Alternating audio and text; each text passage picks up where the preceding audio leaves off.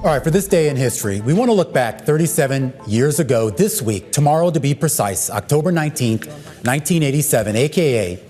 Black Monday.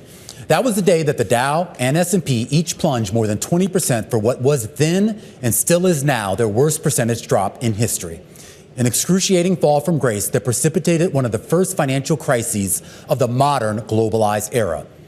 The roots of that crisis began shortly after August 25th, the peak of a 44% 8-month rally in the Dow that had the average on pace for its best year since 1933.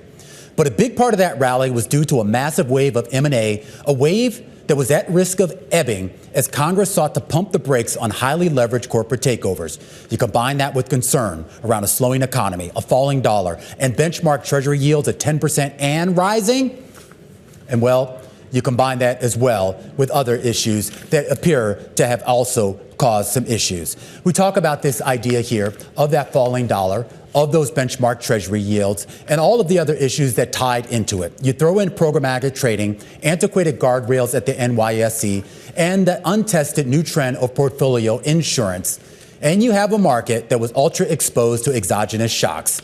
And they got one a few days later. The real drama began to unfold on Wednesday, October 14th, when the Dow plunged 4%. That was followed by a 2% slide Thursday, 5% drop on Friday.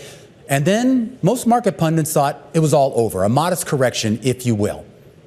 But on Saturday, October 17th, Treasury Secretary James Baker publicly threatened to devalue the U.S. dollar to curb a widening U.S. trade deficit, and it was the shot heard round the world in a big way.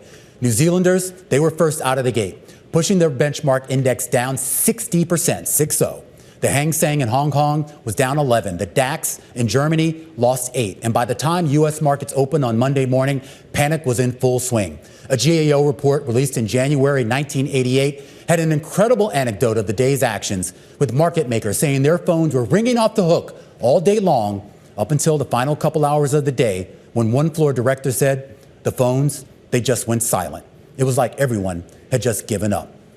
30 minutes after trading ended, John Phelan, the head of the NYSE, who had been warning all year long of a possible meltdown, he tried to calm investors, saying that the day's events was less panic and more of a reset after, quote, 5 years of a bull market without a correction. Eric Weiner, the author of a book called What Goes Up, The Uncensored History of Modern Wall Street, he chronicled what happened on Black Monday, saying Phelan the next day walked to the trading floor, reminding his floor directors of the importance of keeping the market functioning. That meant shutting down stocks with imbalances, putting up new bids and asks, and reopening them if needed. The future of the NYSE, he said, depended on it.